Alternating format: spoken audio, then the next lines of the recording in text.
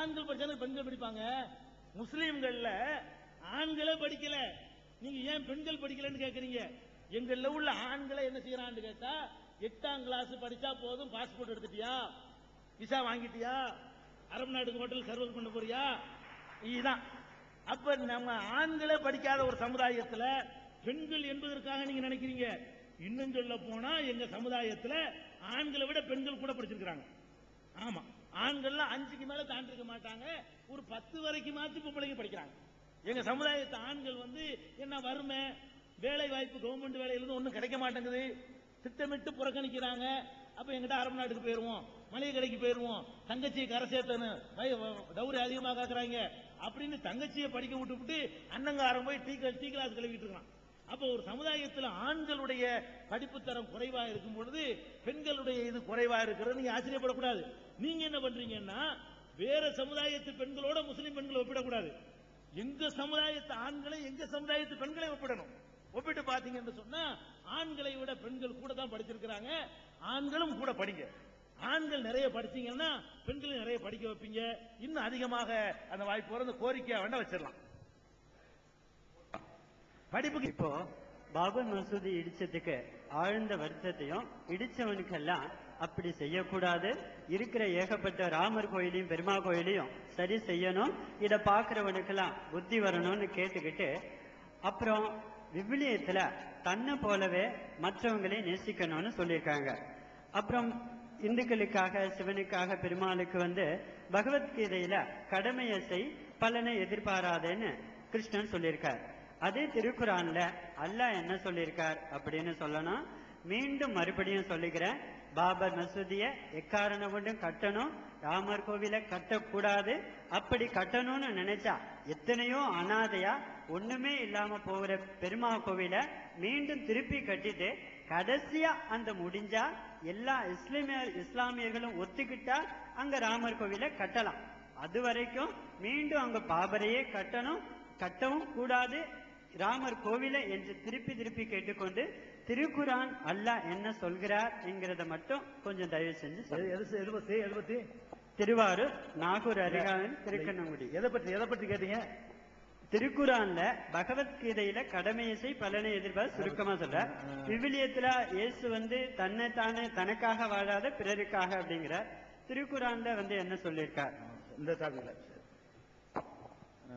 ஐயா அவர்களுடைய அந்த நேர்மையான உணர்வு, ரொம்ப ஒரு மனிதாபிமானமான உணர்வு, நடுநிலையோட இப்படிதான் எல்லாருக்கும் இருக்கணும். ஒரு கோவில் விஷயத்துல அநீதி இழைக்கப்பட்டால் முஸ்லிம்கள் எல்லாம் அந்த மக்களுக்கு ஆதரவாக நிக்கணும். ஒரு சர்ச்சை விஷயத்தில் அநீதி இழைக்கப்பட்டால் நம்ம எந்த பக்கம் நிக்கணும்னா அநீதி இழைக்கப்பட்ட மக்கள் பக்கம் தான் நிக்கணும், நம்ம பக்கம் நிக்க கூடாது.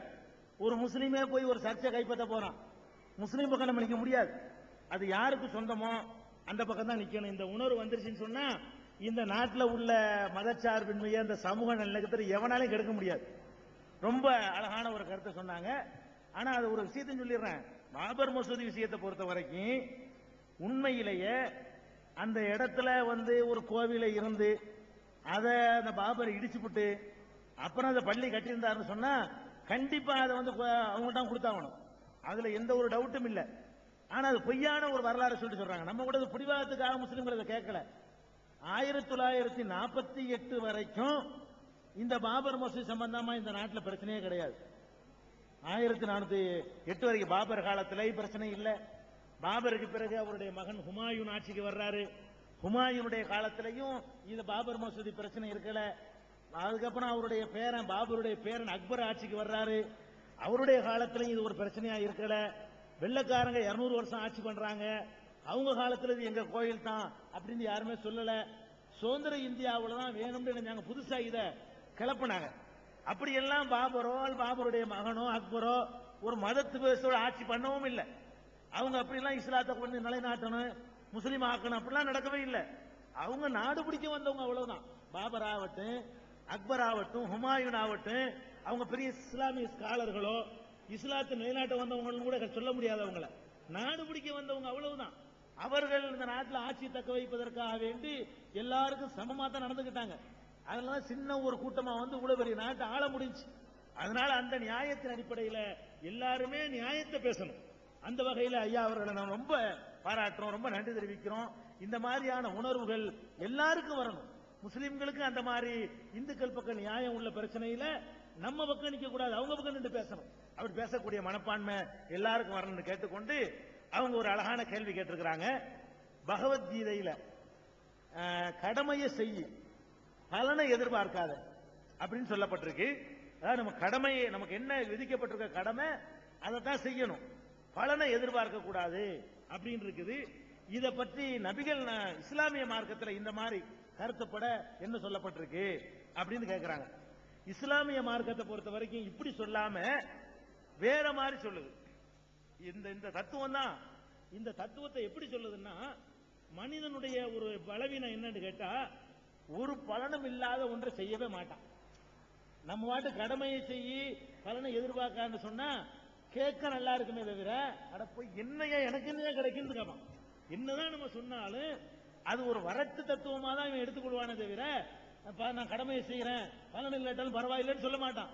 என் நேரத்தை நான் ஒதுக்குறதுக்கு, என்னுடைய காசு செலவு பண்றதுக்கு, என்னுடைய பொருளை நான் கொடுக்கறதுக்கு எனக்கு என்ன கிடைக்கும் அப்படின்னு நினைக்கதான் செய்வான். இந்த நினைப்பு தான் மனுஷனை கெடுக்குது, பெரும்பாலும் கெடுக்குது. என்னதான் அந்த கடமையை செய்ய பலனை எதிர்பாராண்டு எல்லா தத்துவங்களும் நல்ல அழகான போதனைகள் சொன்னாலும் எடுபட மாட்டாங்க. இஸ்லாம் என்ன சொல்லுதுன்னா, உன்னுடைய ஒவ்வொரு கடமைக்கும் ஒரு பலன் இருக்குது. என்ன பலன் இருக்குன்னு கேட்டா, இந்த உலகம் உங்க அண்ணன் முன்னாடி தெரியுது, இதோட முடிஞ்சிருச்சுன்னு நினைச்சிடாத.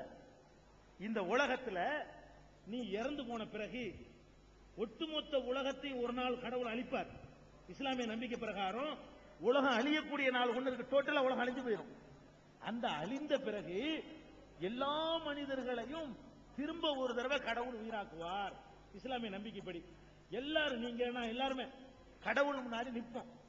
அப்ப நீ இந்த உலகத்தில் செஞ்ச ஒவ்வொரு நன்மைக்கும் பலன் அங்க கிடைக்கும், இங்க எதிர்பார்க்காத.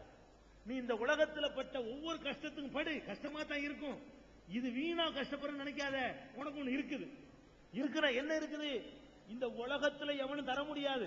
அவ்வளவு பெரிய பாக்கியத்தை உனக்கு தந்திருக்கிற அழியாத பெரு வாழ்க்கை, நினைச்சதெல்லாம் கிடைக்கக்கூடிய வாழ்க்கை, சாவே இல்லாத வாழ்க்கை, நோயே இல்லாத வாழ்க்கை, முடிவே இல்லாத வாழ்க்கை. அப்படி ஒரு வாழ்க்கைய உனக்கு நான் சித்தப்படுத்தி வச்சிருக்கிறேன். அதுக்காக நீ கஷ்டப்படு, கடமையை செய். கடமை செஞ்சா கொஞ்சம் நஷ்டப்பட வேண்டி இருக்கும், கொஞ்சம் சிரமப்பட வேண்டி இருக்கும். கடமையை செய்யும் பொழுது நம்ம கொஞ்சம் இழக்க வேண்டி இருக்கும். நீ இழந்துன்னு நினைக்காத, நீ பேங்க்ல போடுற, நீ ரிசர்வ் பண்ற அப்படின்னு சொல்லி இஸ்லாமிய மார்க்கம் சொல்லுது. அழகா சொல்றாங்க பாருங்க, நபிகள் நாயகம் சொல்றாங்க ஒரு அழகான தத்துவம். மனிதன், ஆதமுடைய மகன்டா மனிதன், சொல்கிறான் என்னுடையது என்னுடையது என்கிறான். இது கண்ணாடி என்னுடையது, மைக் என்னுடையது, என்னுடைய வாட்சி, என்னுடைய வீடு, நம்ம கார் தான் இது, இதான் நம்ம பங்களா, என் ஊரு, எங்க ஊர் பள்ளிவாச, இப்படின்னு நினைச்சுக்கிறான். எதை எடுத்தாலும் மனிதன் என்னுடையது என்னுடையது என்கிறான். மனிதனே, உண்மையில் உன்னுடையது என்ன தெரியுமா? நபிகள் நாயகம் சொல்றாங்க, எதை எடுத்தாலும் என்னுடையது என்னுடையது என்கிறாயே, எது உன்னுடையது தெரியுமா? எதை நீ சாப்பிட்டு முடித்து விட்டாயோ அதுதான் உன்னுடையது.